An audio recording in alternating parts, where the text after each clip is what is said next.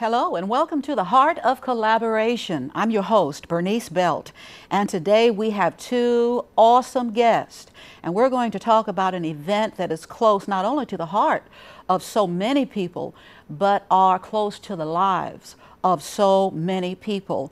We would like to welcome Pastor Alfred Anderson, who is the pastor of Greater Lincoln Heights Baptist Church here in Paducah, Kentucky, and Lady Tiffany Brenberry, who is the wife of Pastor Joseph Brenberry, and they're of Mount Horeb Free Will Baptist Church in Metropolis, Illinois. And the topic for today is the second annual blood drive of the community fellowship, and Pastor Anderson is a president of the Community Clergy Fellowship. And so we welcome you. We welcome you both. Thank you. Thank you. Pastor Anderson, how long have you been president of CCF? I've been president of Community Clergy Fellowship about 5 years, and It's been a joy and a delight to lead the organization. Well, now, not to take anything away from the organization, because the organization has changed its name maybe once or twice, and so the concept has been around for a while. But I do want to say this, that since I've been involved in the CCF, I have been very, very happy and very blessed with the progress that has been made under your leadership, and so we really appreciate you. Thank you. You just put stars on my head. Yes, sir, and we need some stars every now and then. Yes. We know that you were so impressed with the leadership of Sister Brenberry, Lady Brenberry, Yes. and her husband, Pastor Brenberry, last year, because they were the coordinators of the first blood drive for the CCF. True. And so apparently you were so impressed that you asked Lady Brenberry to do it again this year, right? This is correct. Lady Brenberry, would you tell us a lot about some details about everything that went into the coordination of last year's and this year's blood drive?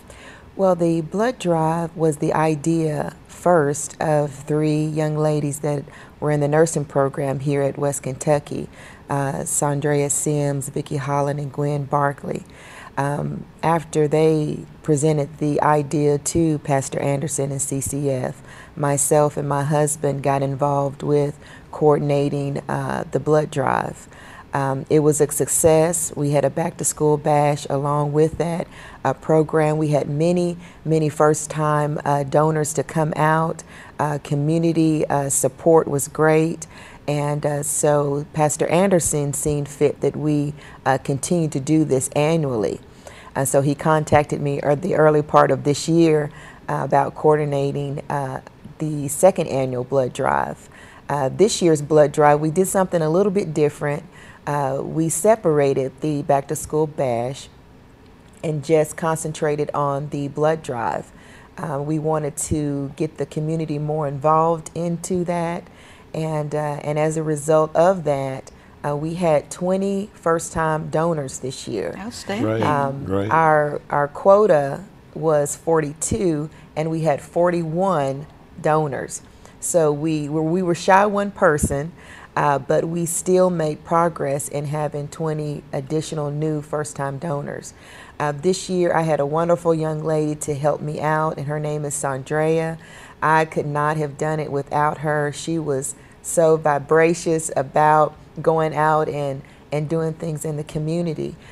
This year, along with Anthony, who is a coordinator for the American Red Cross, this year we did something a little different.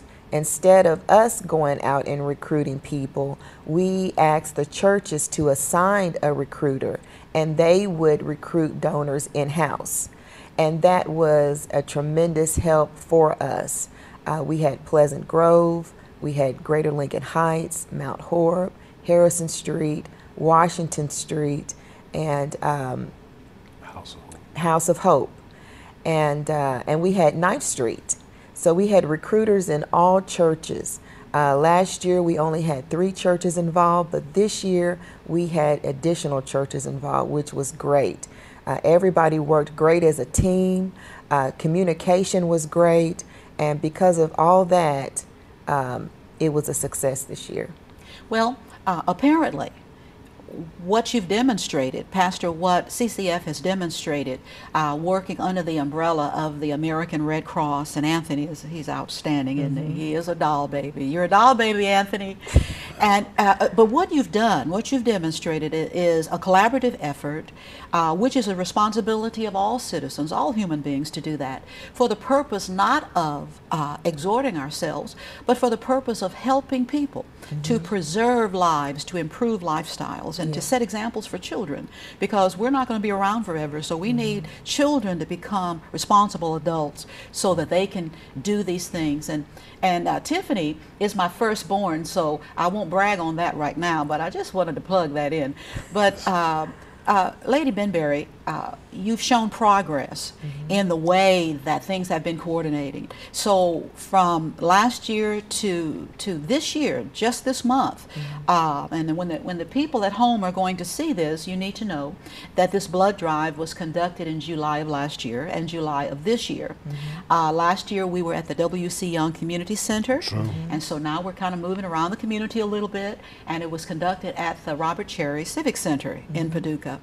And so, Lady Brenberry, I don't want to brag too much, but you just always do such a great job in coordinating and pulling things together and working with, working well with the authority, which was the CCF under Pastor Anderson's leadership. And so we all are very proud of what you've done, what those nursing students have done.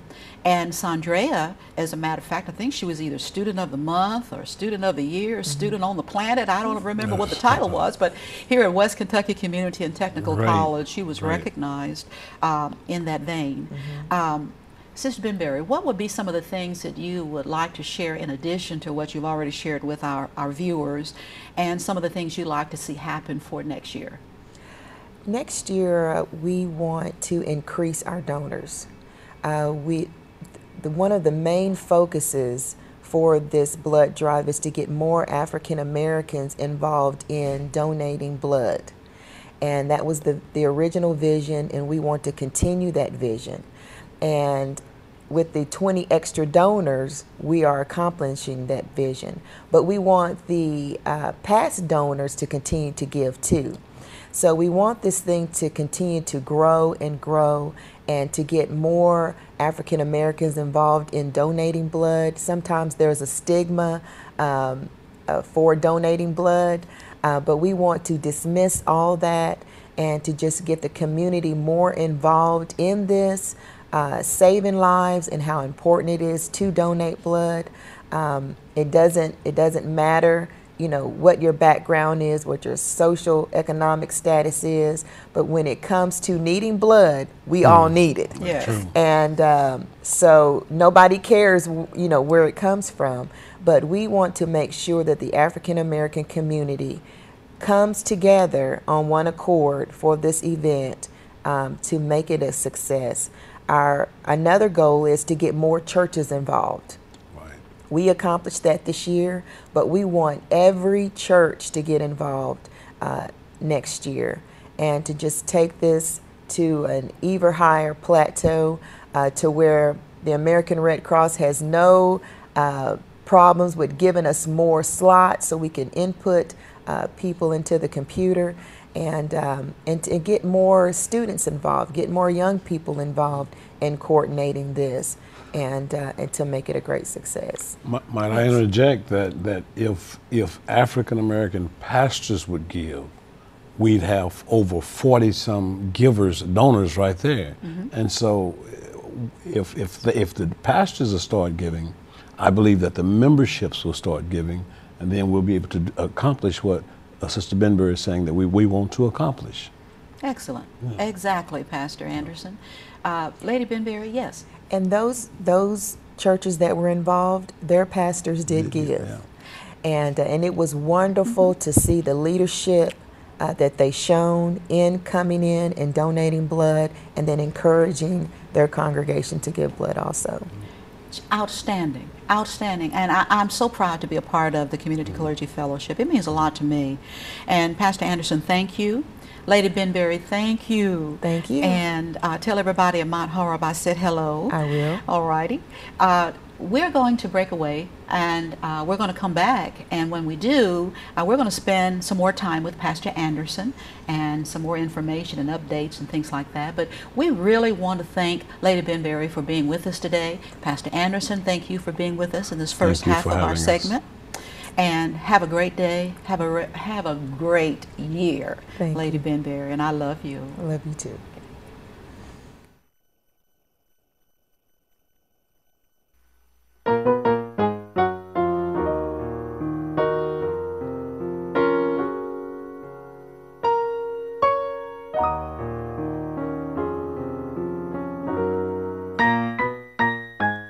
I know it was the blood.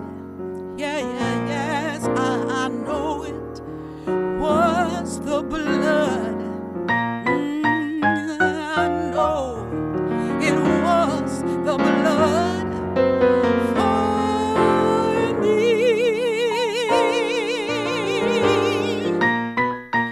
One day when I was lost, He died upon the cross. I know it was the blood for me.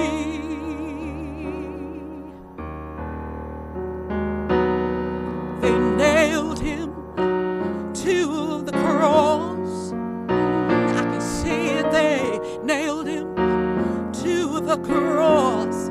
Yes, they nailed Him to the cross. You and me. Yes, one day when I was lost, He died upon the cross. Yes, I can see Him. I know it was the blood for me. Guess what else? They pierced Him in His side. Yeah, yeah, yeah, yeah. They pierced Him in His side. Can you imagine that they pierced Him in His side? For you and me. Oh, doesn't that do something to you? One day when I was lost, He died upon the cross. Oh, I'm thankful, I know it. It was the blood for me. Guess what else? He never said a mumbling word. Think about that. He never said a mumbling word. I don't know how He did it. He never said a mumbling word for me. Oh, one day when I was lost, Jesus, He died upon the cross. Oh, can't you see it? I know it was the blood for me. Guess what else? They laid Him in a borrowed tomb. A king. They laid Him in a borrowed tomb. They laid Him in a borrowed tomb for you and me. Oh, one day when I was lost, yes, He died upon the cross. Oh,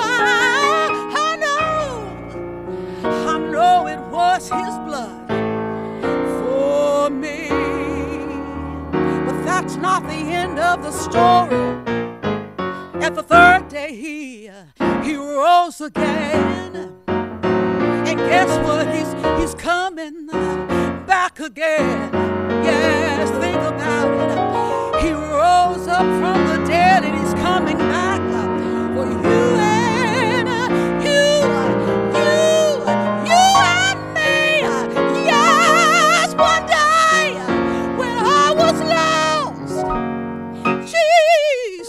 He died upon the cross. Oh, I can still see him. I know it was the blood. Thank you, Jesus, for me.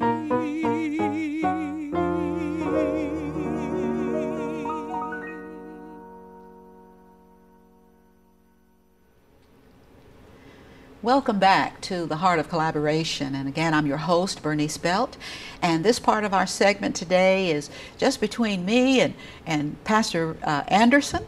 And as we shared earlier, he is the pastor of Greater Lincoln Heights Baptist Church here in Paducah, and he's the president of the Community Clergy Fellowship. And Pastor Anderson, I'm glad that you stayed and hung out with me a little bit longer. I'm glad to have this opportunity.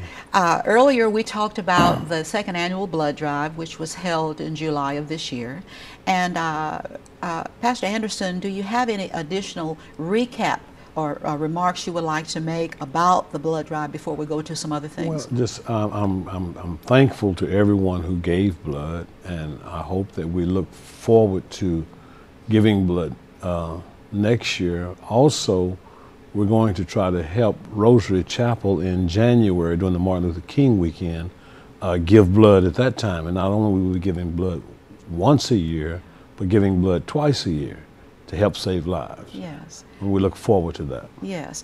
That collaboration, that partnership is also life-saving as well. Yes. Not only that ultimate goal to get the blood to the American Cancer Society, Red Cross. the American Red Cross, but also other organizations benefit as well, because as a cancer survivor, I know that sometimes during the course of an operation, you need blood. True. And so the blood then funnels or transfers through other organizations. And so the American Red Cross is an umbrella to help so many organizations. And the shortage was monumental this year because Right. of all the flooding and the lives that were lost, the injuries. And there's no telling how the American Red Cross helped people outside of our immediate community. And so it's a fellowship from where we live to where we don't live. True, true. I long for the day that people in the African American community will see the need and do something about the need. I mean, we should be giving blood as much as we can because we are the recipients of blood donors, and so we ought to give as well as receive. Mm-hmm. Yeah. Yes. One of the things that I know that you want to see happen in the future is that all African American pastors make sure that not only are they helping to encourage donors, but they each give blood as well. And so I know it's our prayer as an organization, I know it's your prayer as a president, and it's my prayer as someone who really supports you in this organization and its efforts, that every African American pastor in our community will give blood. Sure. And will bring members of their church with them or meet them there and make it a family affair. True, true. I think that we could, again, list and raise the number of donors without much effort.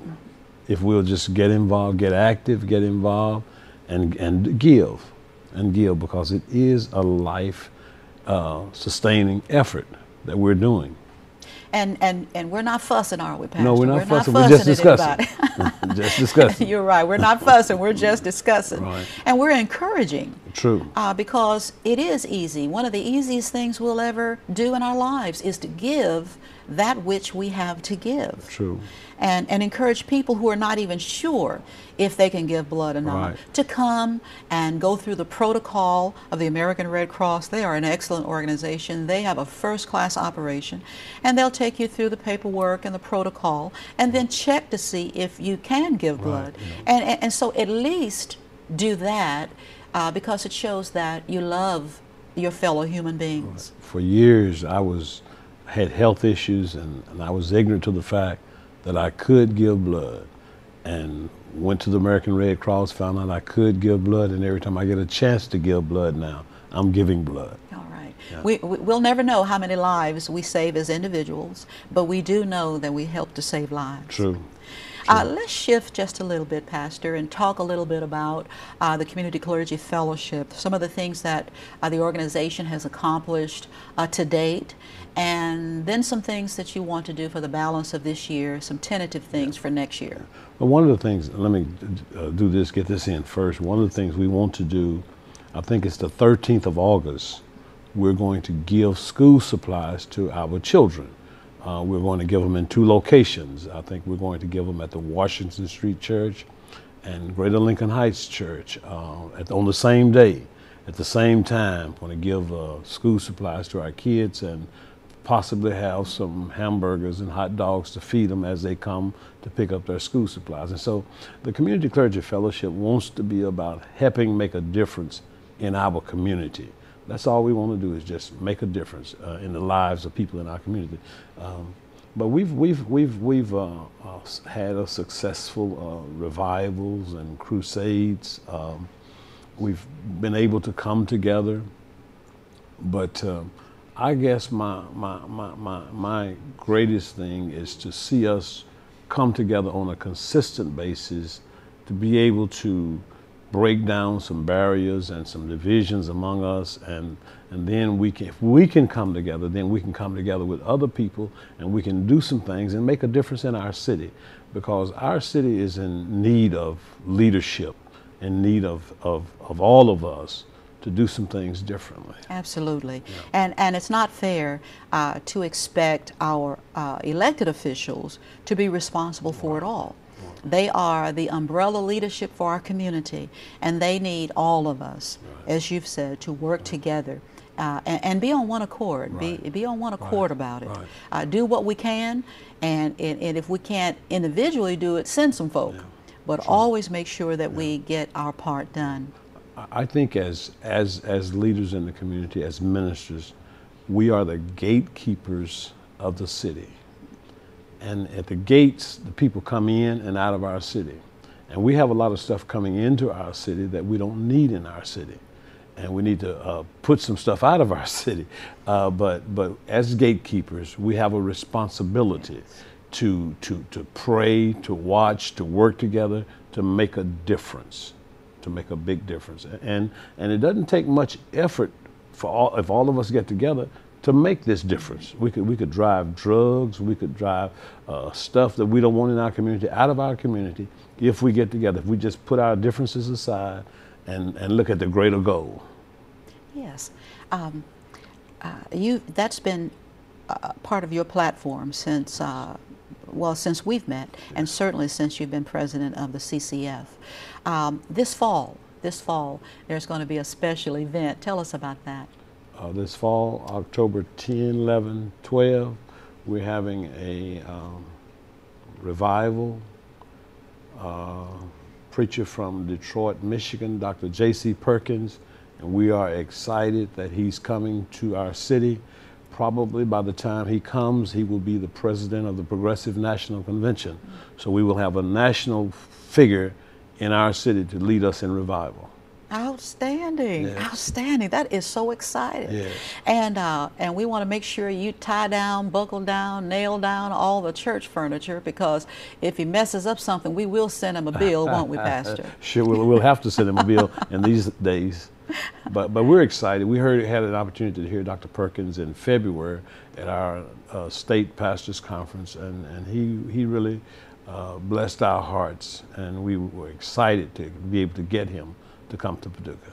Now, earlier this year, the Community Clergy Fellowship sponsored the second annual Women's Revival. Yes, we did. And it's been outstanding 2 years in a row. Yes. And this fall, it will be the Men's Revival. Yes. But here's the deal, folks.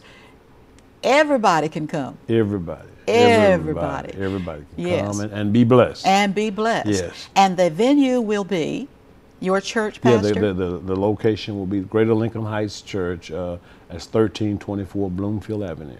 And those times will be? 7 o'clock nightly. Outstanding. Yes. Outstanding. And there will be great music. Great music, great great testimony, lecture series, and also local preachers will be doing the lecture series, and also great preaching, great preaching. Well, this is great. This is great, and it's the revival is non-denominational. Non-denominational. Everybody who loves Jesus, everybody who can spell Jesus, anybody who doesn't know him and doesn't know him yet, are all welcome to come. I would say this, preacher talk. You don't need to go to heaven before you hear J.C. Perkins. Well, we're all looking forward to it, and certainly, Pastor, we again thank you for your consistent commitment to this organization, to being the president. And so I suppose that you're just doing such a good job, you'll probably be the president till the Lord calls you home. No, I won't be the president that long, but you know, it's so much we can do. You know, we can do mentoring. All of us can do something. We may not all do the same thing, but I just like to see all of us doing something. Yes. To make a difference. Yes. And as we get ready to close, Pastor, I just want to thank you for taking time to be with us today, and certainly thank you for all of the time you have devoted to ministry and to the Community Clergy Fellowship. I believe that we're doing a great work, and I believe God is going to use this organization to do even greater works. And under your leadership, you're going to see it in your lifetime. Thank you so much. We thank you for allowing us to come into your homes and on your computer screens, and we appreciate you from the heart of collaboration here at Paducah 2, West Kentucky Community and Technical College. Have a great rest of the year. We'll see you in some other segments. I'm your host, Bernice Belt. Have a great collaborative effort in your lives.